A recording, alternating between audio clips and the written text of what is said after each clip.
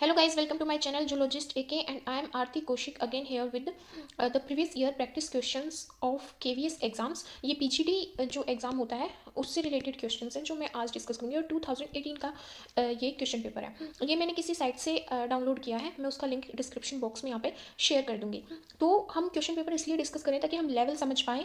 Basically जो मेरा analysis है वो ये कहता है कि 11th-12th का ही लेवल आता है, उससे ज़्यादा नहीं आता। और बेसिकली अगर आप NCERT पढ़ते हो तो उससे हो जाएगा। अगर आप वैसे भी हम जब KVS एग्ज़ाम के लिए PGT पेपर के लिए अप्लाई करते हैं तो हम MSc के बाद अप्लाई करते हैं, तो हमें इतनी नॉलेज हो जाती है कि थोड़ा बहुत एडवांस अगर आता है तो हम उस क्वेश्चन को सोल्व कर पाएँ। तो यहाँ पे मैं डिस्कस करूँगी प्रीवियस ईयर प्रैक्टिस क्वेश्चंस को ताकि हम लेवल को अंडरस्टैंड कर सकें। उसके बाद जो मेरी सीरीज आएगी वो NCERT से टॉपिक को कवर करेगी जो KVS एग्जाम के सिलेबस के अकॉर्डिंग होंगे। अगर आपको मेरी ये वीडियो पसंद आए तो थम्स अप करना और शेयर करना और सब्सक्राइब करना मेरे चैनल को। तो स्टार्ट अगर मैं PGT के पेपर के पैटर्न की बात करूँ तो यहाँ पे क्या होता है, जनरल इंग्लिश 20 मार्क्स की होती है, जनरल हिंदी भी 20 मार्क्स की, करंट अफेयर्स 20 मार्क्स के होते हैं, रीजनिंग न्यूमेरिकल एबिलिटी 20 मार्क्स की होती है और टीचिंग मेथडोलॉजी जिसमें हमारी पेडागोजी आती है वो भी 20 मार्क्स की होती है। सब्जेक्ट कंस किसी का इंग्लिश सब्जेक्ट है, किसी का हिंदी है, संस्कृत है, फिजिक्स है, केमिस्ट्री है, तो उसके बेस पे 100 मार्क्स का आता है। तो हम यहाँ पे बायोलॉजी की बात करें तो बायोलॉजी 100 मार्क्स की होगी इसमें।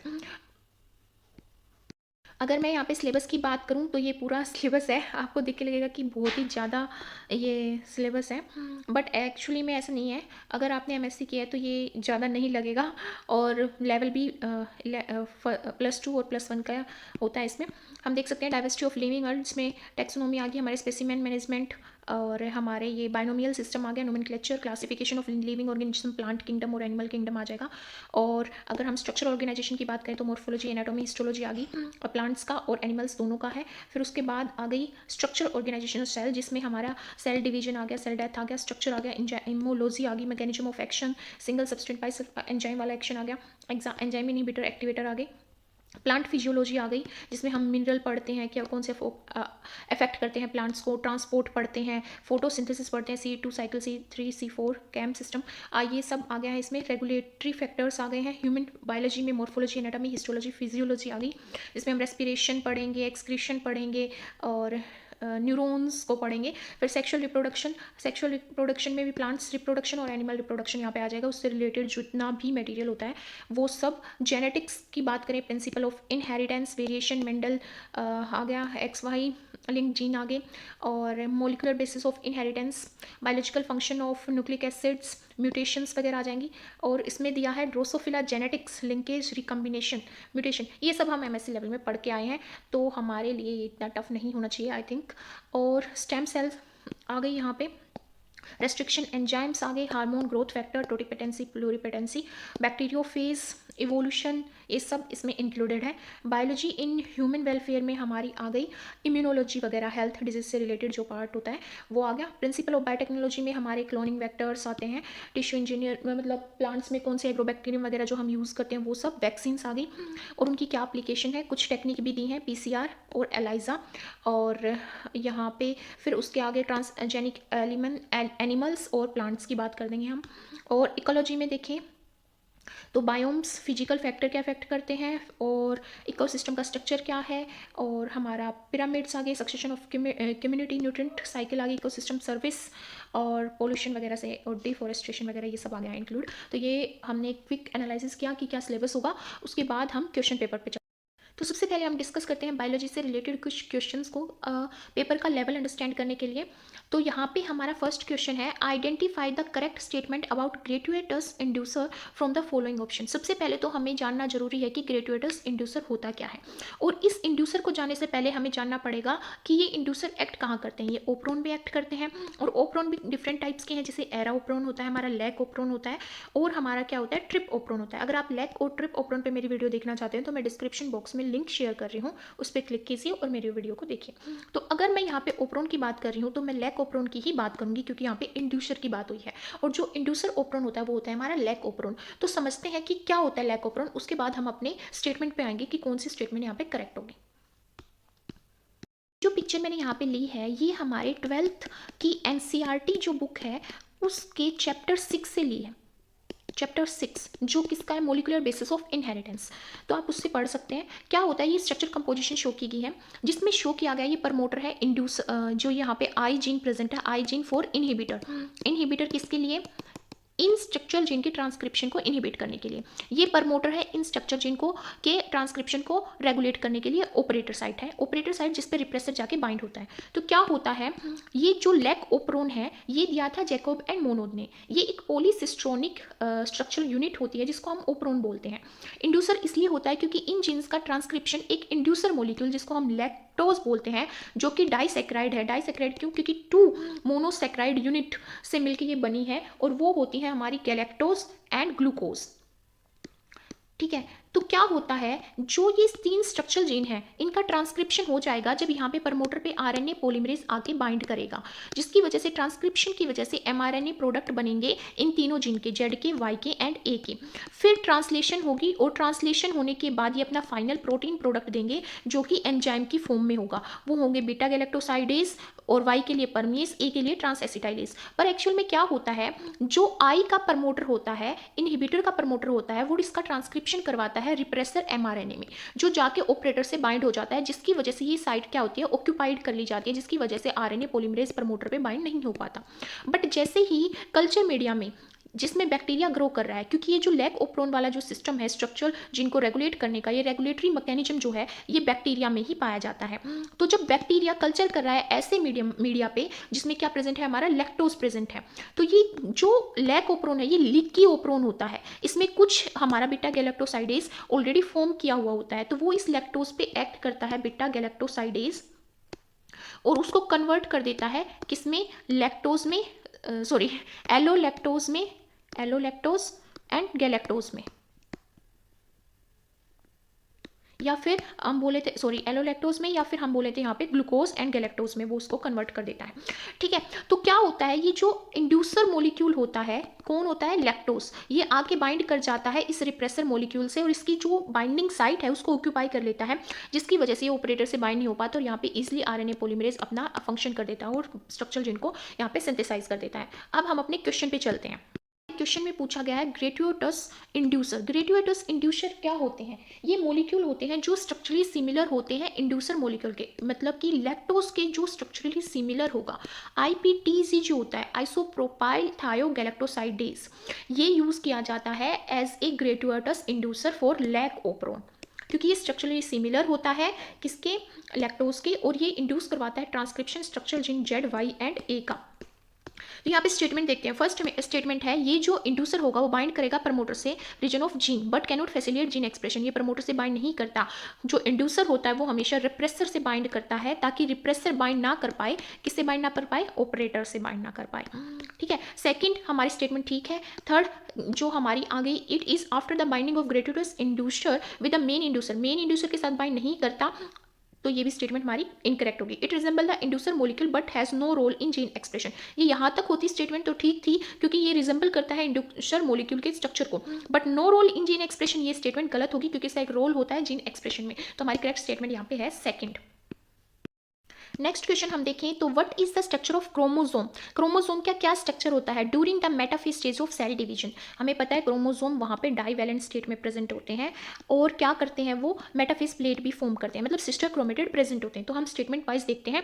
It is made of 2 sister chromatid, ठीक है, 2 सिस्टर क्रोमेटिड से मिलकर बने होते हैं, which are held together by centromere. Centromere बीच में प्रेजेंट होता है, उसके थ्रू हेल्ड कर रखे हैं। स्टेटमेंट करेक्ट है। Second statement, it is made up of A number of sister chromatids. Number of का मतलब हो गया कि बहुत सारी सिस्टर क्रोमेटिड है, ऐसा नहीं है। Which are attach to spindle fibre, spindle fibre से तो अटैच होती है, नियर द सेंट्रोमर नहीं, सेंट्रोमर ही उनको स्पिंडल फाइबर से अटैच करवाता है। सेंट्रोमर के अराउंड काइनेटोकोर प्रोटीन होता है जिसके थ्रू वो बाइंड करती हैं। बट ये जो नंबर ऑफ सिस्टर क्रोमेटिड है, ये यहाँ पे रॉन्ग स्टेटमेंट है। सिस्टर क्रोमेटिड आर अब्सेंट, ये भी रॉन्ग स्टेटमेंट है। It is made up of non sister chromatid attach to a pole of the cell, cell के पोल से नहीं अटैच होता, तो ये भी इनकरेक्ट स्टेटमेंट है। नेक्स्ट हमारा क्वेश्चन है कि जो बैक्टीरियल जेनेरा है which are often induced in often included in probiotic foods. Probiotic food हमारे अच्छी गट के लिए दिए जाते हैं, हमारी अच्छी इम्यूनिटी के लिए दिए जाते हैं। तो जब यहाँ पे बोला गया कि कौन कौन से जेनेरा बैक्टीरिया के हम इंक्लूड करते हैं प्रोबायोटिक फूड्स में, तो समझ लेते हैं कि कौन कौन से बैक्टीरिया इंक्लूड करते हैं। एक तो हम इंक्लूड करते हैं लैक्टोबैसिलस को, लैक्टोबैसिलस बिफिडो बैक्टीरियम को, बिफिडो बैक्टीरियम ये जेनेरा बता रही हूँ मैं, जो प्रोबायोटिक जो फूड होते हैं उनमें इंक्लूड किए जाते हैं। ई सर्चा enterococcus, enterococcus bacillus, bacillus propioni bacterium, प्रोपियो या फिर प्रोपियोन एक बैक्टीरियम, और सेकेरोमाइसिस जो कि हमारी ईस्ट होती है। तो ये सब इंक्लूड किए जाते हैं। तो इन ऑप्शन के अकॉर्डिंग मैं देखूं तो हमारा करेक्ट ऑप्शन क्या होगा, लैक्टोबैसिलस बिफिडो बैक्टीरियम। ठीक है। साल्मोनेला टाइफी जो हमारा आ जाता है वो हमारा क्या करता है, टाइफाइड करता है। लैक्टोबैसिलस यहाँ पे ठीक हो गया, बैसिलस भी ठीक होगा, फाइलोकोकस नहीं आता है तो ये भी हमारा इनकरेक्ट हो गया। तो यहाँ पे क्लोस्ट्रीडियम आ गया, ये भी हमारा ठीक इनकरेक्ट हो गया। तो इसलिए हमारे यहाँ पे ये स्टेटमेंट करेक्ट है क्योंकि इसमें लैक्टोबैसिलस और बिफिडो बैक्टीरियम आ गया। नेक्स्ट क्वेश्चन पे चलते हैं। यहाँ पे बोला गया है जब ज्वाइन करते हैं joining two repeating units for formation of macromolecule. Macromolecule क्या होते हैं हमारे, जैसे न्यूक्लिक एसिड है हमारा मैक्रोमोलिक्यूल, जैसे हमारे कार्बोहाइड्रेट्स हैं, और क्या होते हैं, प्रोटीन्स होते हैं। तो क्या होते हैं प्रोटीन्स हमारे, जैसे अमाइनो एसिड से मिलकर बने होते हैं। ये भी हमारे क्या होते हैं, मोनोसेकेराइड यूनिट, जैसे ग्लूकोज हो गया, गैलेक्टोज हो गया, या फिर लैक्टोज हो गया, ये सब होते हैं। और न्यूक्लिक एसिड हमारे जैसे राइबोज शुगर होगी, डीऑक्सीराइबोज शुगर होगी, तो उनसे मिलकर बने हैं। तो यहाँ पे पूछा गया है कि जो मैक्रोमोलिक्यूल्स होते हैं उनमें रिपीटिंग यूनिट की ज्वाइनिंग होने से जो फॉर्मेशन होती है उस प्रोसेस को क्या बोला जाता है। तो पहले देखते हैं यहाँ पे ऑप्शन में पॉलीमॉर्फिज्म। पॉली मतलब बहुत सारी, मॉर्फिज्म मतलब मॉर्फोलॉजी, बहुत सारी मॉर्फोलॉजी में जो प्रेजेंट होते हैं। तो पॉलीमॉर्फिज्म प्रोसेस यहाँ पे नहीं लागू होती हमारी इस स्टेटमेंट से। कंडेंसेशन वो होती है जैसे हमारे प्रोटीन मोलिक्यूल हैं, जब वो पेप्टाइड बॉन्ड फॉर्म करते हैं तो वहाँ पे वाटर हमारा रिमूव हो जाता है, एक वाटर मोलिक्यूल निकल जाता है। जब दो अमाइनो एसिड मिलते हैं तो उसको कंडेंसेशन बोलेंगे। जब वाटर मोलिक्यूल रिमूव हो जाते हैं और दो यूनिट जुड़ती हैं तो उसको कंडेंसेशन बोला जाता है। एग्रीगेशन क्या होता है, जब बहुत सारी सेल एक जगह पे एग्रीगेट हो जाए उसको एग्रीगेशन बोला जाता है। ये एग्रीगेशन हम किस में पढ़ते हैं, ये हम पढ़ते हैं एसिटाबुलियम में, एसिटाबुलियम में पढ़ते हैं। पॉलीमराइजेशन, पॉलीमराइजेशन का मतलब है चेन फॉर्मेशन। तो यहाँ पे करेक्ट स्टेटमेंट हमारी क्या होगी, पॉलीमराइजेशन। नेक्स्ट है, from the following option identify the causal organism of the disease in human being which has symptom like deformities and thickening of lower limbs and genital organs। तो हम option में different organisms को one by one देखेंगे। तो यहाँ पे Wuchereria बेनक्रोफ्टी जो है वो क्या होता है, वो फिलेरियल वोम होता है। क्या होता है, फिलेरियल वोम होता है। अगर आप इससे रिलेटेड डिजीज़ देखना चाहते हो तो आप ह्यूमन हेल्थ एंड डिजीज़ वाले चैप्टर में देख सकते हो, क्लास 12 के एनसीईआरटी में। आपको साइड में एक डायग्राम भी दिखेगा जो इन्फ्लेमेशन वुचेरिया बेनक्रोफ्टी के थ्रू की जाती है। इसमें क्या होता है, ये फिलेरियल वोम होता है जो क्रोनिक इन्फ्लेमेशन करती है किसी भी पर्टिकुलर ऑर्गन की, जिस ऑर्गन में ये रह रहा होता है। और ये क्या कर देता है, लिम्फेटिक वेसल्स जो होती हैं उसकी इन्फ्लेमेशन कर देता है, तो वहाँ पे स्वेलिंग हो जाती है। बेसिकली ये लोअर लिम्स में होती है और इसको हम, इस डिजीज को बोला जाता है एलिफेंटियासिस, एलिफेंटियासिस, और इसको फिलेरियासिस भी बोलते हैं, फिलेरियासिस। तो देखते हैं कि कैसी कंडीशन हो जाती है, इस टाइप की कंडीशन हो जाती है। ये यहाँ पे एक लोअर लिम्ब के ऑर्गन में वो जो यहाँ पे व्यूचेरिया बेनक्रोफ्टी है और डब्ल्यू बेनक्रोफ्टी है, वो क्या हो गया, यहाँ पे इन्फ्लेमेशन क्रिएट कर रहा है जिसकी वजह से स्वेलिंग हो रही है और ये बहुत सालों तक एक पर्टिकुलर ऑर्गन में रहता है। तो ऐसी कंडीशन हो जाती है। अगर मैं यहाँ पे डिस्कस करूँ सेकंड को, जो कि इनसाइक्लोस्टोमा डुओडेनाल है, इसमें क्या होता है, हुकवॉर्म डिजीज करता है। ये कौन सी डिजीज करता है, हुकवॉर्म डिजीज, हुकवॉर्म डिजीज करता है। और इसके सिम्टम्स होते हैं, वेसिकुलेशन हो जाता है। वेसिकुलेशन का मतलब क्या होता है, वेसिकुलेशन का मतलब होता है वेसिकल्स की फॉर्मेशन या पस्टूल्स की फॉर्मेशन। पस्टूल्स पिंपल टाइप के, थोड़ी स्वेलिंग टाइप की जो हो जाते हैं बॉडी पे, मस्से टाइप से, उनको बोला जाता है।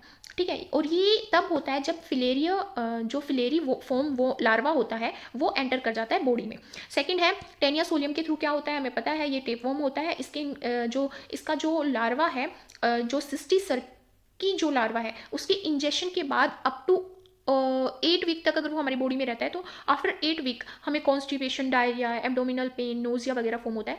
बेसिकली सिस्टिसर्कोसिस डिजीज हो जाती है, हमें क्या बोला जाता है, सिस्टिसर्कोसिस, जिसमें हमें सीजर बहुत आते हैं। सीजर क्या होता है, जैसे माइंड पे अटैक करता है और इंसान एकदम से पागलों की तरह बिहेव करने लग जाता है, वो टेनिया सोलियम की वजह से होता है। हमें पता है साल्मोनेला टाइफी, नेक्स्ट बच गया हमारा जो हमारा टाइफाइड करता है। टाइफाइड फीवर से सभी हमारे अवगत होंगे। और नेक्स्ट है ए plant bear fruits and has a column of vascular bundle and a tap root system. The plant is an, देखो अगर आप एनसीईआरटी में फिजियोलॉजी जब स्टडी करोगे प्लांट्स की तो ये बिल्कुल डायरेक्ट दिया गया है, तो उससे पहले हमें प्लांट किंगडम को अंडरस्टैंड करना पड़ेगा कि होता क्या है। तो अगर मैं यहाँ पे प्लांट किंगडम की बात करूँ, क्लासिफिकेशन की बात करूँ, एक्चुअली में प्लांट्स की क्लासिफिकेशन की बात करते हैं पहले। तो क्या होता है, दो में डिवाइड होते हैं प्लांट्स। एक जो अपनी प्लांट बॉडी को डिफ्रेंशिएट नहीं कर पाते, जिनकी डिफ्रेंशिएशन नहीं होती है, ठीक है, और जिनकी बॉडी डिफ्रेंशिएट होती है कि ये रूट वाला पार्ट है, स्टेम वाला पार्ट है, ये स्टेम वाला पार्ट है, ये ब्रांचेस हैं, तो उनमें तो जो डिफ्रेंशिएट होते हैं और जो नहीं होते, तो जो नहीं होते उनको बोला जाता है, उनको रखा जाता है थैलोफाइटा में, और जो होते हैं डिफ्रेंशिएट उनको फिर आगे क्लासीफाई कर दिया जाता है किसमें, विद वस्कुलर टिश्यू। जो वस्कुलर टिश्यू के होते हैं, स्पेशलाइज्ड वस्कुलर टिश्यू जिसमें होते हैं स्पेशलाइज्ड वस्कुलर टिश्यू, और जिसमें वस्कुलर टिश्यू होते हैं बट स्पेशलाइज्ड नहीं होते। तो जो स्पेशलाइज्ड वस्कुलर टिश्यू वाले होते हैं उनको आगे क्लासीफाई कर दिया जाता है ब्रायोफाइटा में, और जिनमें स्पेशलाइज्ड नहीं होते पर वस्कुलर टिश्यू होते हैं उनको आगे दो में क्लासीफाई किया जाता है। एक जो सीड प्रोड्यूस नहीं करते, जो नहीं करते सीड प्रोड्यूस, एक जो सीड प्रोड्यूस करते हैं। तो जो सीड प्रोड्यूस नहीं करते उसको टेरिडोफाइटा में रखा जाता है, टेरिडोफाइटा में, और दूसरे जो होते हैं उसको फेनिरोगेमा में रखा जाता है, फेनिरोगेमा में रखा जाता है। तो जो ये फेनिरोगेमाई होते हैं इनको आगे जिम्नोस्पर्म और एंजियोस्पर्म्स में क्लासीफाई किया जाता है। फेनिरो को आगे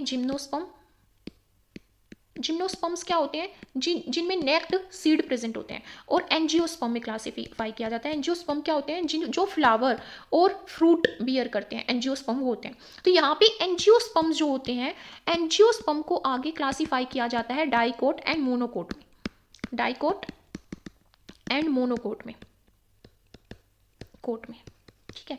डाइकोट का एग्जांपल दूं तो मैं मस्टर्ड है, मस्टर्ड इसका एक एग्जांपल होती है। अगर मैं मोनोकोट का यहाँ पे एग्जांपल दूं तो बनानास हैं, ऑर्चिड है, हमारे पाम ट्री है। तो यहाँ पे हम ऑप्शन मतलब क्वेश्चन हमें ये दिया है कि a plant bear fruits, fruit bear कर रहा है, इट मीन्स वो एंजियोस्पर्म है, ठीक है। Has a column of vascular bundle है प्रेजेंट है एंजियोस्पर्म में। ए टैप रूट सिस्टम, अब टैप रूट सिस्टम में हमें देखना पड़ेगा डाइकोट में है या फिर मोनोकोट में है, ठीक है, ये हमें यहाँ पे देखना पड़ेगा। तो जो डाइकोट होते हैं उनमें प्राइमरी रूट सिस्टम होता है जिसकी ब्रांचिंग हो रखी होती है, और एक टैप रूट सिस्टम फॉर्म कर रखा होता है, और ये टैप रूट सिस्टम का एग्जांपल है मस्टर्ड प्लांट, ठीक है।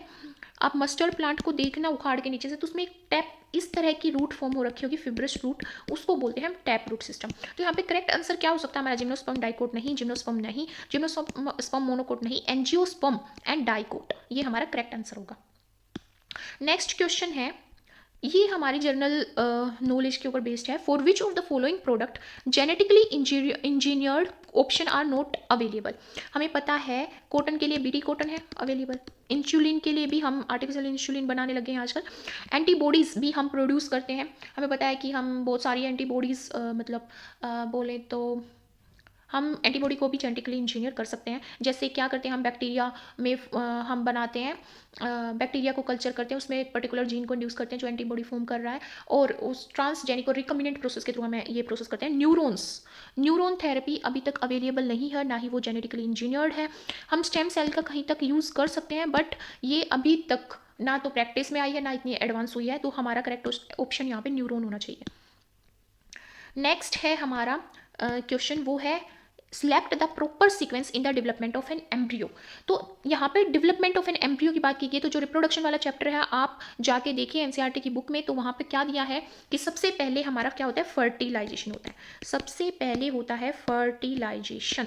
फर्टिलाइजेशन कहाँ पे होगा, फर्टिलाइजेशन होगा हमारा एम्प्यूला रीजन में, एम्प्यूला रीजन में होगा हमारा फर्टिलाइजेशन होगा एम्पुलर रीजन, जो कि हमारी फेलोपियन ट्यूब का है। फिर उसके बाद फर्टिलाइज्ड होके जो जाइगोट बनेगा वो मूव करेगा इस्थमस से, इस्थमस भी हमारा फेलोपियन ट्यूब का पार्ट होता है। उसके बाद वो ओविडक्ट में जाएगा और वहाँ पे हम उसको जो डिवीजन होना स्टार्ट हो जाएगा जिसको हम बोलेंगे क्लीवेज।